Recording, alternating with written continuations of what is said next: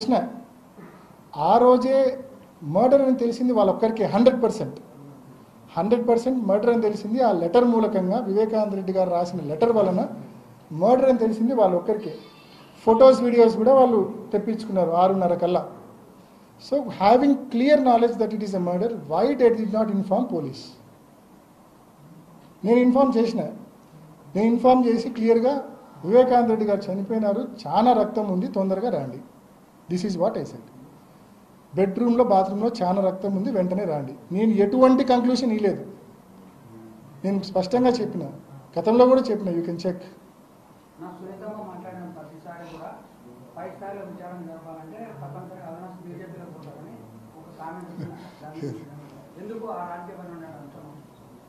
The joke of the century Avinash Reddy బీజేపీలో పోవడం joke of the century. ఇంకొక 7 జన్మలు నాకు దేవుడు ఇచ్చినా కూడా అది జరగదు. ఎందుకు ఊరికి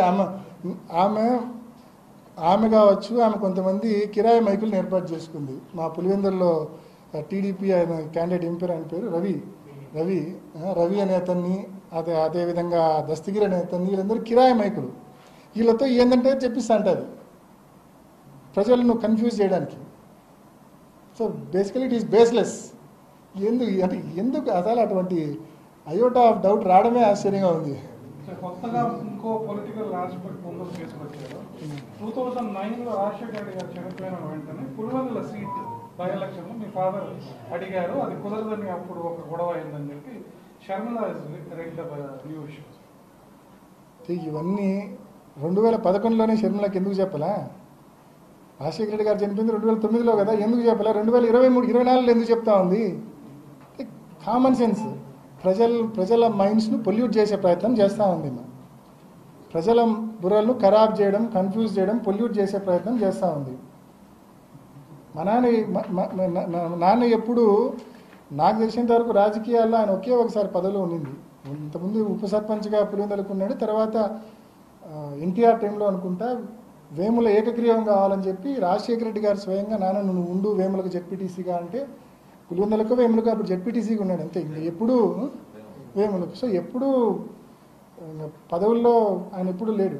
ఆయన ఎప్పుడు పెద్దగా కోరింది కూడా లేదు పదవులు కావాలని.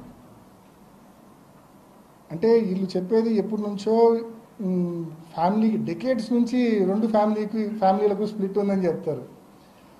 అంటే మా నాన్న వివేకానంద రెడ్డి గారి గెలుపు కోసము ఆయన 2 సార్లు ఎమ్మెల్యే, ఎంపీ, ఎన్నోసార్లు వివేకానంద రెడ్డి గారి గెలుపు కోసం మా నాన్న కృషి చేసినాడు, కష్టపడినాడు. మా నాన్న కూడా పులివెందుల్లో ఒక 2-3 మండలాలు చూసుకుంటా అన్నాడు. సో ఈ సడన్గా ఈరోజు వచ్చి మా ఎన్నో డెకేడ్స్గా మాకు వాళ్ళకు మధ్య విభేదాలు ఉన్నాయని చెప్పడం అనేది హాస్యాస్పదంగా అనిపిస్తుంది. అంత విభేదాలు ఉంటే ఏంటికి కానీ నాకు ఫస్ట్ ఫోన్ చేసింది ఎందుకు చేసినారు? మీరే కదా చేసింది నాకు ఫస్ట్ ఫోన్. ఏంటి చేసినట్టు? అంత విభేదాలు ఉన్న వ్యక్తికి చేయకూడదు కదా. సో ఏదన్నా మాట్లాడితే అర్థం ఉండాలి, అంటే అర్థం లేకుండా మాట్లాడకూడదు. అండ్ మరీ ముఖ్యంగా చెప్తున్నా వివేకం సారు చనిపోయే రోజు కూడా నా కోసం పనిచేసినాడు. మనస్ఫూర్తిగా చెప్తున్నా. ఈరోజు ఎంపీ టికెట్ను ఒక మోటివ్గా చూపించడము అంతకంటే నీచం ఉండదు. చనిపోయే రోజు 2014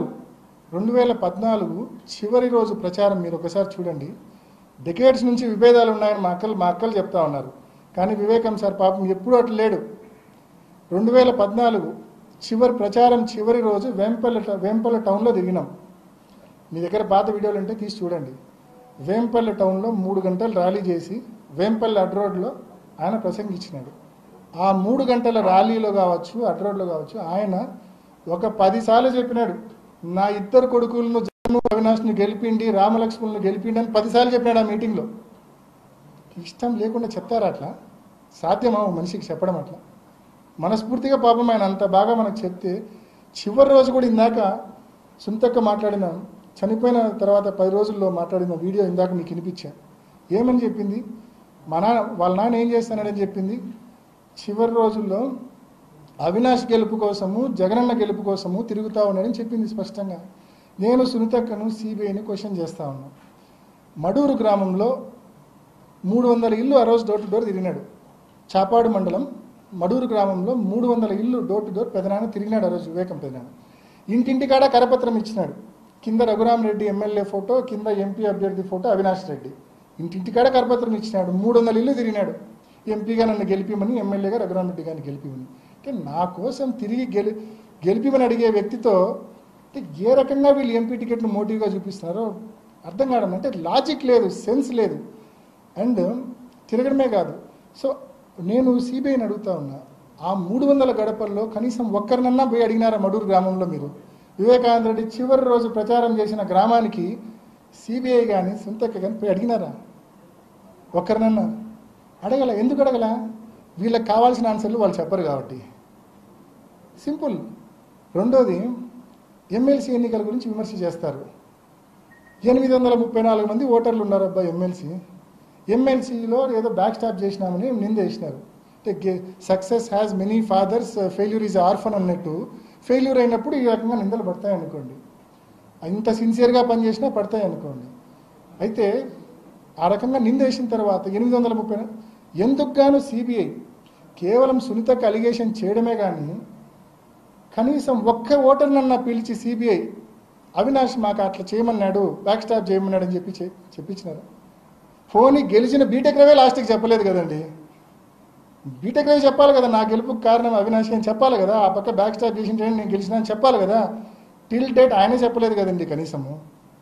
మీ నాన్న మీద అనైతికంగా అక్రమంగా గెలిచిన బీటెక్ రవి ఈరోజు మీకు మంచోడు, ఒక కిరాయి మైక్. ఈరోజు మీ నాన్న కోసం ఎన్నో ఎలక్షన్లు కష్టపడి పనిచేసిన మేము ఈరోజు మాతో విభేదాలు ఉన్నాయి, family disputes for the past decades అని చెప్పి మా మీద అంటారు. లాజిక్ ఉందా, సెన్స్ ఉందా మీరు మాట్లాడే దాంట్లో అని చెప్పి నేను క్వశ్చన్ చేస్తా ఉన్నా. సిబిఐ కూడా ఎందుకైనా మడూరులో 300 ఇళ్ళు పెదనాన్ని తిరిగితే 300 గడపల్లో ఒక్కరిని కూడా పిలిచి ఎందుకు ఇన్వెస్టిగేట్ చేయలే? ఎందుకు కానీ ఎమ్మెల్సీ ఎన్నికల్లో 834 ఓటర్లు ఉంటే ఎందుకు కానీ ఒక్కరిని కూడా ఇన్వెస్టిగేట్ చేయలే? ఆ రోజు ఉదయం జమ్మలమడుగులో జీకే కొండారెడ్డి పార్టీ జాయినింగ్ నేను ఇంటికి పోవాలా, ఎందుకు కానీ కొండారెడ్డిని కానీ ఆ రోజు జాయిన్ అయిన వాళ్ళని కానీ ఒక్కరిని కూడా పిలిచి ఆ రోజు ఎంపీ రావాల్సి ఉందా లేదా అనేది ఒక్కరిని కూడా ఎందుకు ఇన్వెస్టిగేట్ చేయలే? దిస్ ఈజ్ లోపభూయిష్టమైన ఇన్వెస్టిగేషన్, ఫాల్స్ ఇన్వెస్టిగేషన్. ఇంత లోపాలతో కూడిన ఇన్వెస్టిగేషన్, నేను ఎన్నో లోపాలు మీ ముందు ఇప్పుడు ఎత్తి చూపిన, ఇంత లోపాలతో కూడిన ఇన్వెస్టిగేషన్ను బేస్ చేసుకొని మనుషులను టార్గెట్ చేసి సంవత్సరాలు మనుషుల్ని లోపలేసే ఇది జరుగుతుందంటే ఒక్కసారి ఆలోచించండి. న్యాచురల్ జస్టిస్ అనేది నిజంగా సామాన్యుడు సుంతక్క మాదిరి ఒక మాదిరి స్టేట్మెంట్ ఇచ్చి మళ్ళా పోయి నెల తర్వాత పోయి నా అది కాదు నేను మర్చిపోయినా తూచి అంటే ఒప్పుకుంటారు. ఇంకొకరైతే సామాన్యుడికి సాధ్యమా? అది మా సుంతక్క లాంటి వాళ్ళకు సాధ్యం. అది దస్తగిరి లాంటి అప్రూవర్లు చేయడం సామాన్యులకు సాధ్యమా? మా సుంతక్కకు సిబిఐకి అయితే సాధ్యం. కాబట్టి ఏది ఏమైనా వీళ్ళు ఎన్ని కుట్రలు చేసినా, చంద్రబాబు కుట్రల్లో కుతంత్రాల్లో భాగంగా వీళ్ళు ఏమి చేసినా సరే న్యాయ వ్యవస్థ మీద సంపూర్ణమైన విశ్వాసం ఉంది. ఆ వ్యవస్థ మీద ఉన్న విశ్వాసంతో చెప్తా ఉన్నా, తప్పకుండా 100% ఎటువంటిది ఈ కేసులో పసే లేదు. ఇందాక నేను చెప్పిన హియర్స్ ఎవిడెన్స్ కావచ్చు, నేను చెప్పిన గూగుల్ టేక్అవుట్ కావచ్చు, అదేవిధంగా వాట్సాప్ టైం స్టాంప్స్ కావచ్చు, మీకు వివరంగా ఎక్స్ప్లెయిన్ చేసిన ఎటువంటి పసలేని విమర్శలు, అంతా assumptive, presumptive, creative, no facts. So స్పష్టంగా ఈ వాస్తవాలను గమనించి ప్రజలకు చేరవేయవలసిందిగా మిమ్మల్ని అందరినీ కూడా మనస్ఫూర్తిగా నేను మనవి చేసుకుంటూ ముగిస్తా ఉన్నా. రాజశేఖర రెడ్డి గారి ఆశీస్సులు, వివేకానంద రెడ్డి గారి ఆశీస్సులు, వీళ్ళు అన్యాయంగా అక్రమంగా జైల్లో వేసిన మా తండ్రి ఆశీస్సులు, అందరి ఆశీస్సులు జగనన్నకు నాకు తప్పకుండా ఉంటాయని చెప్పి కూడా గట్టిగా నేను తెలియజేస్తాను. వివేకా మర్డర్ కేసు ఒక మేజర్ పోల్ ఇష్యూగా కడప